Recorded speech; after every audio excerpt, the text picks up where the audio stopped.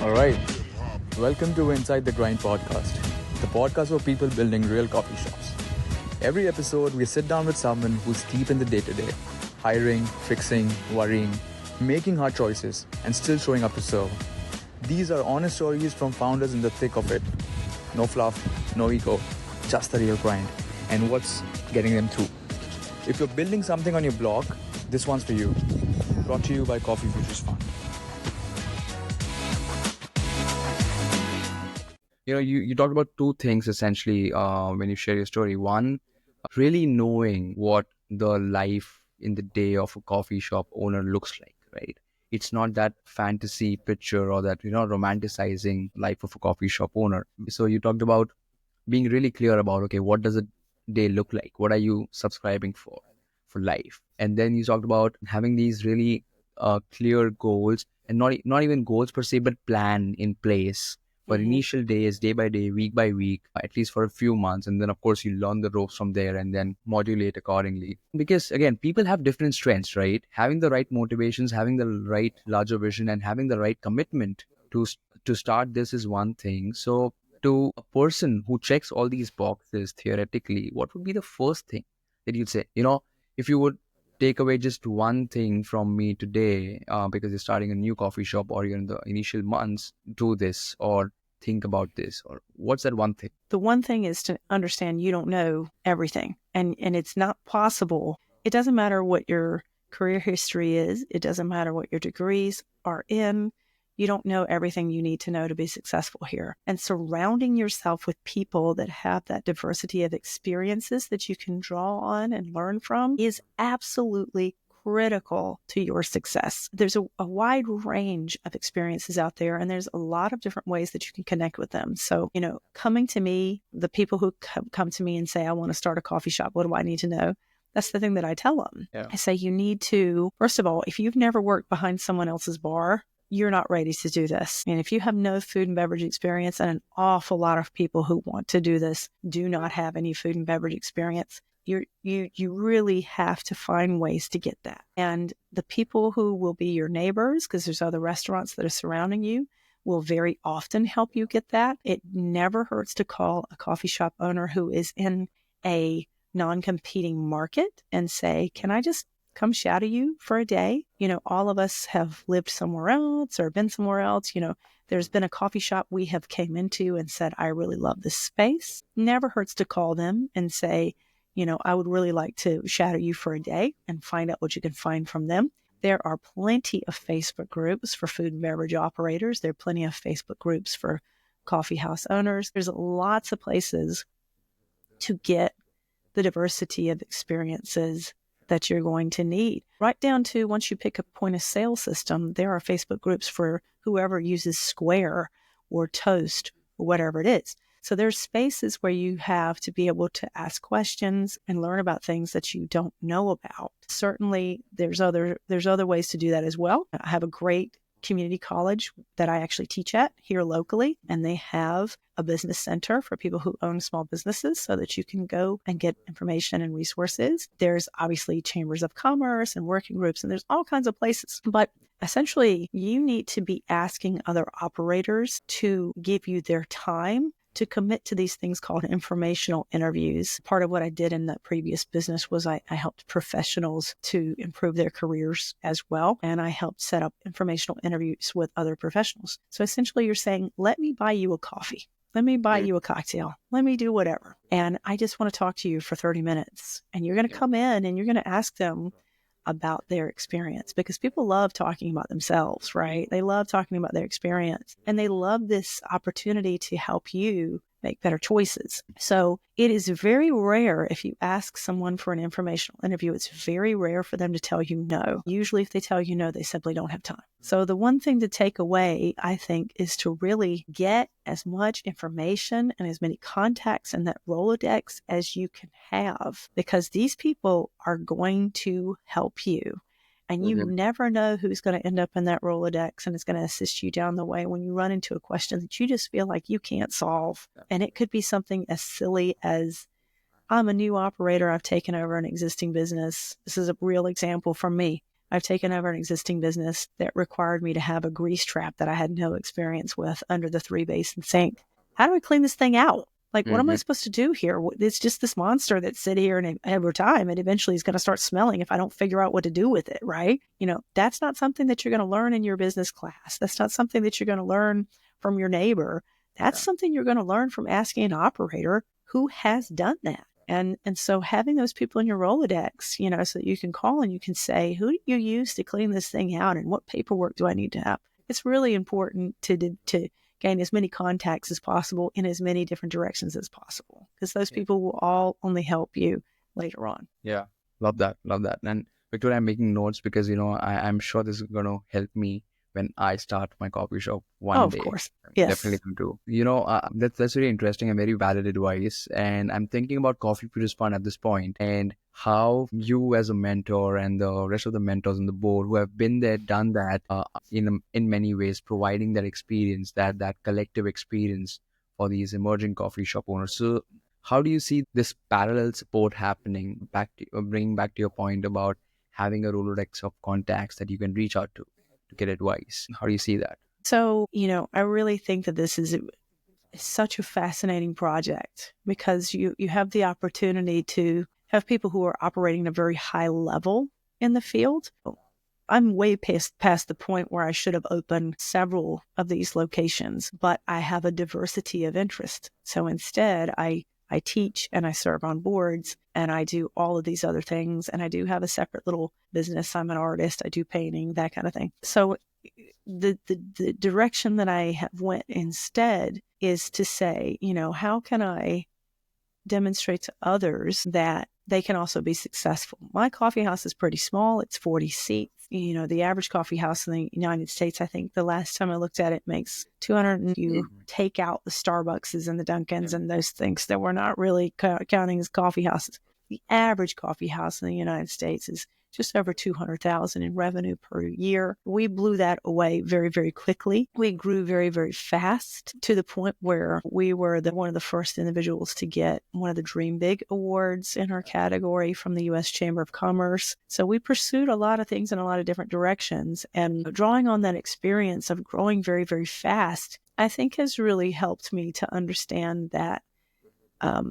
a lot of operators who are just starting out in that first 1 to 3 years, they have big, big dreams. And I think that the most important thing that the mentors in this program are going to provide for them is that the people who are surrounding these operators are not necessarily believing that the operator can achieve those big, big dreams. There's the concept of crabs in a bowl, and we know that this is not really true, but I still love the concept of it. And that's where if you take a bunch of little tiny crabs and you put them in a bowl, and one crab starts to try to crawl out the side, all the other crabs start to pull him back down, right? Yeah. We know that doesn't really happen in nature, but I think it does actually happen in people. And so I think that having the potential to, be associated with us, and we're not pulling those crabs back down in that bowl, we're pushing them out. Like, we are jettisoning them right out so that they can go and make a difference in their communities and make a difference for themselves. And so I think that, being a mentor in this community is really, really valuable because we're equal parts cheerleaders. We're equal parts, have you considered? We're equal parts, that's a great idea, but so we're trying to find a way to say, if you start on day one and you keep at it, you will eventually be successful.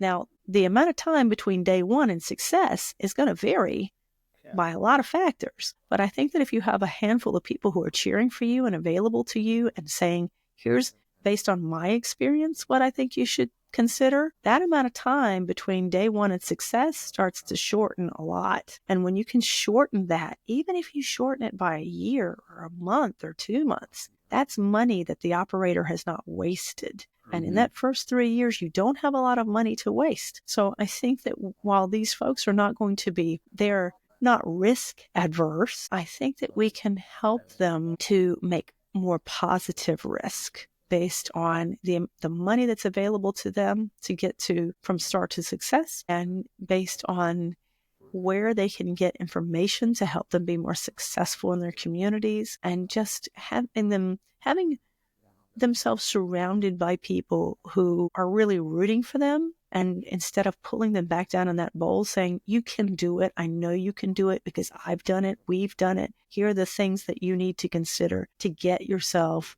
to that success point as fast as possible, spending as least amount of money as possible, damaging yourself and your body and your relationships to the least amount of way possible, and just having the biggest impact for you and for your life that you can have. It's beautiful. Love that. Love that. That's honestly true, right? Because it's the collective power that moves people forward. And on that note, I'm thinking we talked about things that are sort of consistent. When you think about things that we talked about, how do you think as a coffee shop owner, how to think about the business, how to think about the day-to-day, the skills to have, the mindset to have, all of that. So those things remain consistent. I'm wondering, Victoria, what's changed? I mean, if a coffee shop owner who was starting a coffee shop, let's say in the 90s or even 25 years back versus today, the market is different, customers are different. Although the core is the same, how people want to connect and get value, etc., is the same, but it's still different, right? The world has changed a lot. So how do you see small local coffee shops today succeeding? What's some of the things that they should keep in mind, or what does the success look like for a small local coffee shop today? I love the fact that you said what's different between the 90s and now, right? Yeah. And I think that the very obvious answer is the internet, right? So the connectivity that we have is a blessing and a curse, okay? So on the one hand, you could open a coffee house in the 90s and the internet was just starting. We didn't have Yelp. You weren't being constantly assessed with Google and Yelp and Facebook, and then assessed with stars on DoorDash and Uber Eats and everything else. So, I think that there is a lot of things that have changed that create new pressures. And you can look at it as making us all better. You can also look at it as those little things that will drive you crazy, right? But the existence of the internet and the existence of this connectivity is also opportunity. And I say that because you are going to be most successful in this industry if you have a significantly compelling brand story. And that is honestly in my opinion, it is the most important place to start. It isn't what the business looks like, isn't where the beans come from. It isn't whether you're going to offer pour overs or French press or whatever it is. It is your brand story. Because when you are messing around on the internet out there, or when you're on Facebook or whatever else, you're trying to do this thing called new customer acquisition. Yes, you're going to get a handful of customers who are like, I'm looking for the best possible cup of coffee in my zip code, bar none. But you're going to get a lot more customers who are going to say, I am looking for a business that matches my values, that matches the things that I am interested in supporting. So for us, our business is a community social good enterprise, right? We have raised and donated over $60,000 in cash and in-kind donations since we've been open. And being able to tell that brand story has connected us to people in a way that keeps them coming back every single week. And it has driven our brand, and it has driven our success in ways that are unique to us and really important to us. Now, there could be coffee shop owners that are in different places, and part of their brand identity is, for example, supporting the community college or supporting the university that they are next door to. Or there could be brands that are in travel and tourism towns, and so they're kind of leaning into people who are surfing aficionados or whatever it is. It's the brand story. It's why are you here? Who are you serving? What is the customer avatar that you're looking to serve? And how do you connect that customer to the brand story? The internet gives us a great way to do this. We have an opportunity to share we have an opportunity to share how we support our community through earned media. We've gotten lots and lots of earned media attention, including that aforementioned BBC story. So we have a means of saying, look at what we're able to do here in this 40-seat coffee house. We're able to, 1 year, we've fed every single child that was participating in the Boys and Girls Club summer program who would not otherwise have food, because a lot of those people are food insecure. We've helped 2 young people get service dogs, which are tremendously expensive. We have started 2 food pantries. We we have done a lot of really interesting and compelling work, and that has caused people to choose us. And that's why that brand story matters, is when they're floating around out there and they say, I just moved here. I need to find a new coffee house, or I'm visiting from wherever and I need to find a coffee house. First thing they do is they go on the internet, they look at reviews, they look at information, they look at stories. And so having that compelling brand story helps them to find the place that matches what their identity is as a person and what is important to them. And I think that is the place where every operator has got to start. It is beyond saying, I want to open a place where I can have a cup of coffee and chat with people and have that friends like behind the counter experience. It is the identity of the business separate from you as an individual and really writing out that brand story to share with people. Love that. Honestly, yeah, it's because, that's so true, because, one of my observations have been this brand story is sort of getting lost in today's noise. What I mean by that is, you talk about internet, right? When I think about a lot of coffee shops today, and even on social media, you see these cookie cutter aesthetics, and everyone's trying to chase that. Everyone's trying to copy that. You know what? This is what's working on Instagram. It's all about pictures, and it's all about, clickability. So let me have my coffee shop, design my coffee shop that way. And what happens in that scenario is everyone's just becoming each other. Like everyone, there's no differentiation. There's no uniqueness. And so your voice that you started with gets lost in the mix. And so, I really want to double click on the brand story aspect that you talked about. So, and I want to understand from you, how do you communicate this brand story? It's one thing to really have a clear sense of what your brand story is. I don't want to go in that direction. I know that that's also very important, and people sort of get lost in in how to figure that out. But imagine you do have a strong brand story. How do you communicate that? Do you have a couple of examples that you may have seen that really worked or found interesting or effective? I think it's interesting what you just said about how we've all kind of started devolving to look exactly like each other. You can only see so many beautiful photos of latte art, which, no disrespect to that. I love a beautiful cup of coffee. But what does it tell you about coming to experience my shop, right? You could extrapolate and say, that means that you can make a beautifully textured, beautiful cup of coffee that is just right? But there's so much Canva now. There's so much, you're scrolling through and you're just like, okay, who cares at some point, So you have to have a little bit of that, but not too much, right? Excuse me. So I'm working through this cup of coffee here, so I'm good to go. Water. I don't if it's got to be brown for me to be interested if it's in the cup, So, but I think that it is very diluted out there. When I post a beautiful sandwich from my shop, when I post a beautiful cup of coffee from my shop, I get 7 likes, 8 likes. The other thing about our brand story that is we are irreverently funny. And if you come into our shop, there is a big sign at the front of the door. And I'm not recommending this for everybody. It has to match your brand. But there's a sign at the front of the door that says, it has been X amount of days since our last velociraptor attack. And there's a picture of a dinosaur. And then we change it every day, and we change it for another progressive day. Our customers, who are our regulars, know that has nothing to do with dinosaurs. That has to do with the amount of days since the last time we had a negative experience with a customer.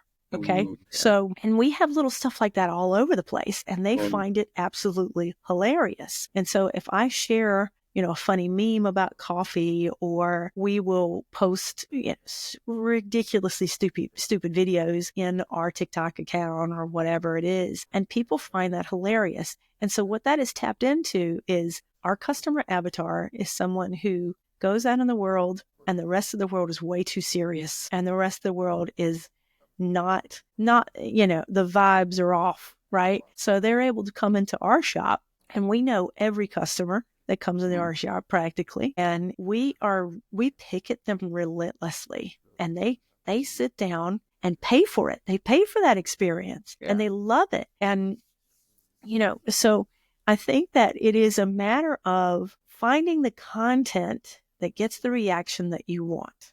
Okay. So if your shop is setting itself up and saying, we are going to make the best, most beautiful, most perfect latte in the world, And that's the brand story you build at the beginning. And that's the brand story you stick with. And every social media post, every blog post is going to be about that exactly. But see, we didn't set up our shop to say that. We didn't say we were the best coffee shop in Winchester. We said we were the funniest coffee shop in Winchester. And we said that we were the place where you were going to come and feel like you were home. And so if I post something that says, look at this beautiful cup of coffee that's made, my audience is like, I don't care about that. Where's the funny meme about, how my children have to be, may your coffee be stronger than your kid's attitude? Where's that? That's what I'm here for. Yeah. So, you are going to know very quickly if you post something, if you write something, if you make a video about something that does not match your brand identity, because you're not going to get any response to it. Yeah. Your customers will alert you by not responding to it. And I think that that is just the best advice that I can give a new operator, is to figure out who you want to be and stick to it and create that customer avatar. And for me, it was someone who was like me. I think the world is far too serious. I think we've disconnected from our communities. I think we've disconnected from doing good work and from finding places that feel like home, those true third places. And that's what I wanted to build. And that is what I built. And that is why we're successful today. And we have one guy, I'll give you a real example. Every single weekend he comes into the shop, he posts a selfie with the barista and he says, this is my favorite spot in Winchester and they know me by name. And we do. We know his whole name. We just call him by his last name and relentlessly harass him. And he loves it. Because nowhere else can he go in town where people know what his name is, know what his order is, and care about, how are you feeling today? Because he has some disabilities. How are you feeling today? Are you doing okay? We're that kind of place. We are a true neighborhood spot that is really super, super invested and interested in our customers' experiences with us personally. And I think that if you kind of figure out who you want to be and you lean into that, that's what's going to make you successful. And that's how you can use this differentiator, which is this brand story, to your advantage. That's it for this episode of Inside the Grind. If something here helped, make sure to subscribe and pass it to another coffee shop or a friend. We all need each other more than we admit. To learn more or join the community, head to coffeefutures.fun. This movement is just getting started. Until next time, keep growing. Your shop matters more than you know.